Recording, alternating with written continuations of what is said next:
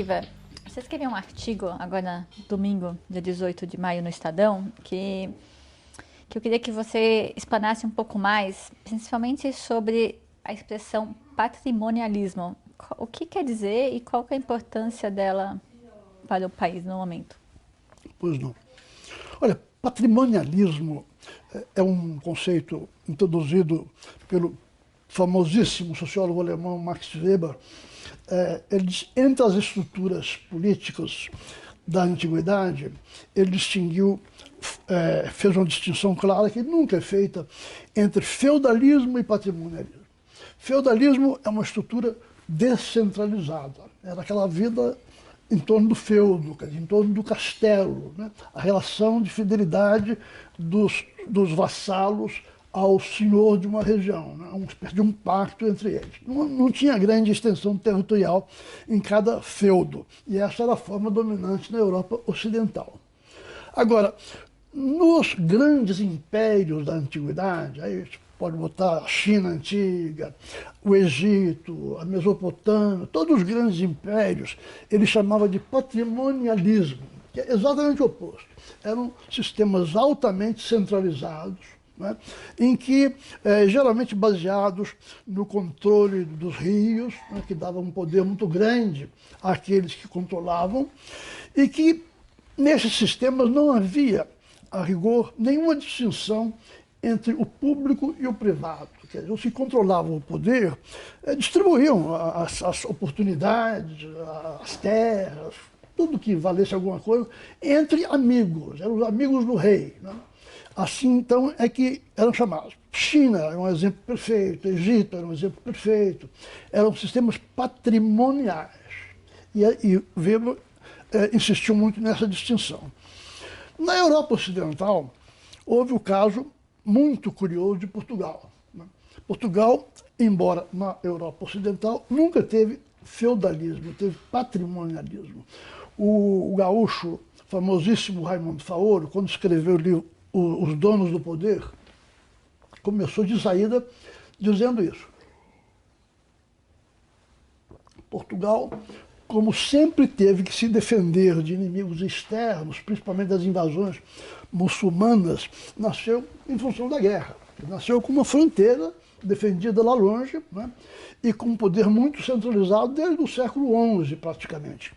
Então ali não houve feudalismo, houve patrimonialismo. Então, o Raimundo Faoro, ao escrever sobre o Brasil, esse livro, Os Donos do Poder, ele quis exatamente dizer assim, olha, tem se escrito muito sobre a história brasileira, mas está tudo errado. Aqui nós não tivemos feudalismo, nós tivemos patrimonialismo. Portugal nos colonizou, né? Estabeleceu o controle desse território imenso que está aí, controlou ferreamente esse tempo todo e transplantou para aqui um tipo de estrutura de governo idêntico ao que havia em Portugal, que era o rei mandava, desmandava, dava o que quisesse para os amigos, as capitanias hereditárias o que eram? Eram concessões imensas de terras para alguns nobres leais à coroa. As sesmarias o que eram? Era dentro de cada capitania, o capitão daquela região, vamos dizer o governador, mas o título da época era capitão, ele distribuía porções imensas de terras para quem quisesse, para quem lhe pedisse. Então o nosso sistema foi tipicamente patrimonial. Nós aqui não tivemos aquela descentralização, aquela autonomia local, característica do feudalismo. E uma consequência muito importante dessa distinção é que se nós olharmos a história da Europa, nós vemos que os países que foram tipicamente feudais, quer dizer, descentralizados, com estrutura local, transitaram mais facilmente para as democracias modernas. Os que foram patrimoniais, quer dizer, com poder concentrado, passaram com muita dificuldade ou não passaram, né? Tipo Rússia, por exemplo, nunca passou. A Rússia, desde o primeiro dia, foi um poder patrimonial e até hoje é muito duvidoso que seja uma democracia. Mesma coisa a China, né? O Brasil é um caso ambíguo, né? Um caso paradoxal, e é por isso que o termo, em vez de desaparecer como uma coisa antiga, ele se tornou mais forte com a história brasileira. Quando o Raimundo Faoro escreveu, nós no Brasil tínhamos essa tendência de pensar que com o desenvolvimento, a industrialização, o país se tornando mais urbano, aquelas coisas antigas iriam desaparecer naturalmente e no lugar delas iriam surgir democracias modernas. Aconteceu justamente o oposto, né? O Brasil, na verdade, se tornou mais centralizado e, embora não seja visível ao olho nu, nós temos uma camada, uma casta dirigente que concentra poderes e privilégios imensos, né? A rigor, não temos uma classe média robusta e autônoma, né? E tampouco temos partidos políticos realmente autônomos, capazes de desafiar o poder, que nós somos uma estrutura patrimonial. Aí você pode me perguntar, mas como é que aconteceu isso? Fala, olha, é muito comprida a história, eu precisaria falar 6 meses, mas 2 fatos são decisivos. O primeiro é o seguinte, a atividade econômica mais importante da colônia foi a cana-de-açúcar. Todo o Nordeste plantou cana, né? E era um monopólio mundial, praticamente. Quer dizer, o condomínio luso-brasileiro era capaz de fornecer todo o açúcar de que o mundo necessitasse. Até que os holandeses invadiram a região de Pernambuco, né? Assumiram o controle da região, aprenderam todas as técnicas da cana-de-açúcar, investiram capitais imensos, passaram 30 anos lá. Quando um dia eles foram expulsos pelas tropas brasileiras, o que aconteceu? Eles foram para a América Central e da noite para o dia pegaram um marco considerável do comércio mundial de açúcar, com muito mais eficiência, com muito mais capital, quebraram a cana-de-açúcar e o Nordeste começou a empobrecer. Foi aí então que a camada dirigente, vamos dizer, essas elites do Nordeste, desconfiaram de que daí em diante elas iam depender muito mais da política do que da economia, né? A cana-de-açúcar não ia mais lhes dar o status, o privilégio, a riqueza que eles tinham tido. Eles iam ter que sobreviver controlando a política, controlando o Estado que estava nascendo no Brasil, que cresceu com a independência e durante o século XIX.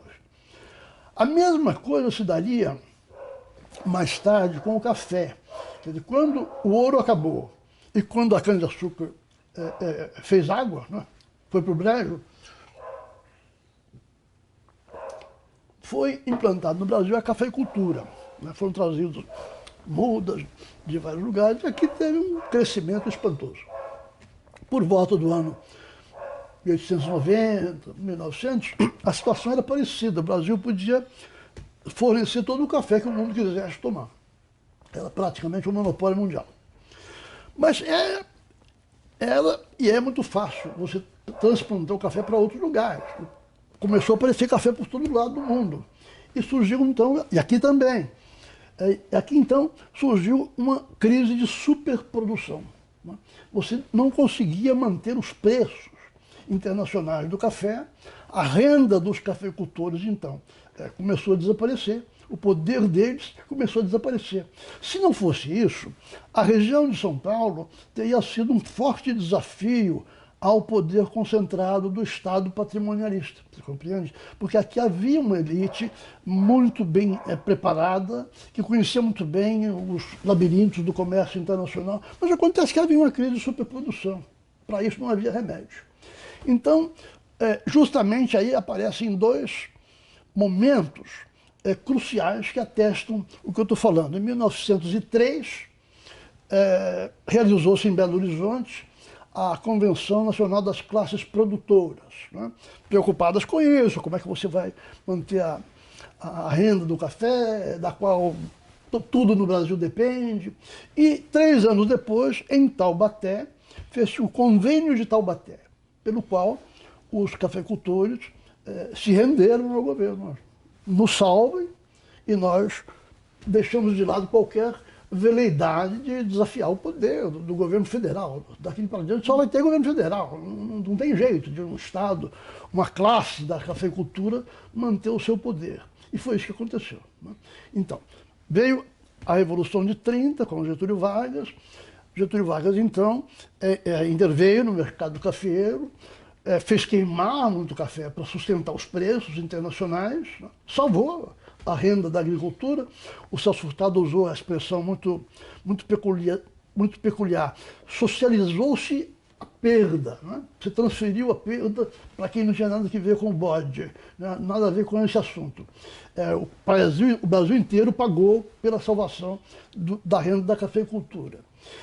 Aí começa a industrialização do Brasil, por volta de 1940, e como você se lembra, a industrialização já começou dentro de uma certa visão fascista, intervencionista, trazida para o Brasil e adotada por Getúlio Vargas. Criou-se a CLT e o sindicalismo, com empregadores de um lado, empregados de outro. Quer dizer, então, os futuros empresários da indústria já nasceram obedientes ao Estado patrimonialista, como estão até hoje, né? Criou-se as federações estaduais da indústria, a Confederação Nacional da Indústria e tudo. E os sindicatos de empregados, controlados pelo Ministério do Trabalho. Quer dizer, então, não se formou em lugar nenhum polos de poder que pluralizassem o poder, que descentralizassem o poder. E aí nós chegamos a um ponto de suma importância, tanto do ponto de vista teórico, conceitual, como da história brasileira. Você veja, o que nós chamamos de democracia liberal, democracia representativa, não se baseia apenas no voto. Entende? Depende de uma pluralidade de polos de poder. Né? Democracia, na verdade, é uma poliarquia, que são muitos polos de poder, né, que nós temos. E é graças a esses polos que o poder se mantém. Os famosos freios e contrapesos americanos não se baseiam só na separação do judiciário, do executivo do judiciário, baseiam-se numa sociedade que tem uma estrutura de poder plural. Mas nós não tivemos isso. Agora, curiosamente, na política, nós fomos extremamente democráticos. Nós começamos com uma Constituição bastante razoável em 1824, quando outorgada pelo príncipe Dom Pedro I. Tivemos um regime parlamentarista razoável durante o século XVIII. Chegamos no final do século, veja bem, a proporção da população com direito a voto, excluindo os escravos, no Brasil, era igual à da Itália. Era igual à Bélgica. Ou seja, nós fomos expandindo, passo a passo, as bases de um sistema democrático. Hoje nós temos aí 70% da população com direito a voto, mesma coisa dos Estados Unidos, mesma coisa da França, mesma coisa da Inglaterra. Ou seja, nós criamos uma sociedade com o direito de votar, com os direitos civis, habeas corpus, tudo que a democracia tem, mas sem polos de poder. Sem polo de poder, por quê?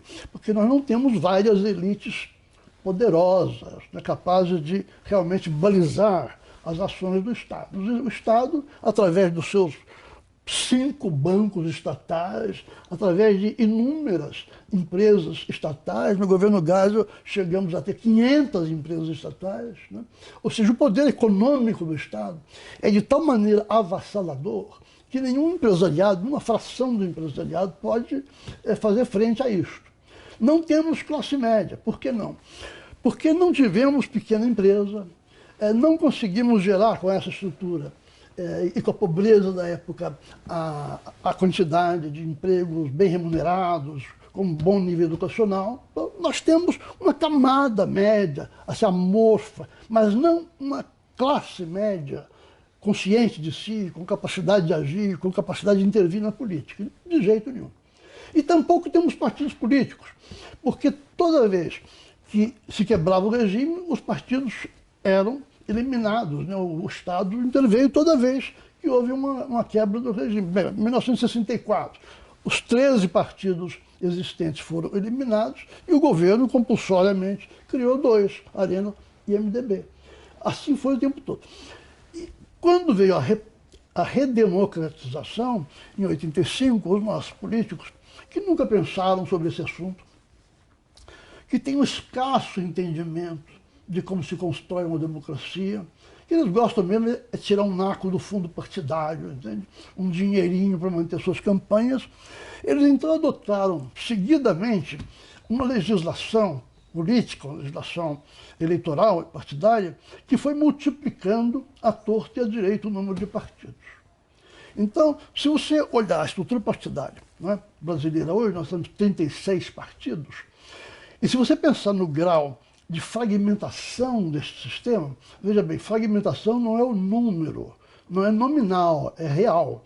É quantos partidos você precisa para chegar aos 60% para votar uma emenda à Constituição. Precisa de um monte. Entende? Então todos eles são fracos. Nunca, desde essa época, um partido brasileiro conseguiu ter 20% das cadeiras na Câmara. Nós somos, pura e simplesmente, o país mais fragmentado, partidariamente falando, do mundo. Entende? Há muito tempo. Então, se você pensa bem, é um grande paradoxo este. Quer dizer, o Estado, aquilo virou uma casta, né? Uma casta que briga entre si, um xinga o outro, mas na verdade se concedem os privilégios mais obscenos uns aos outros, né?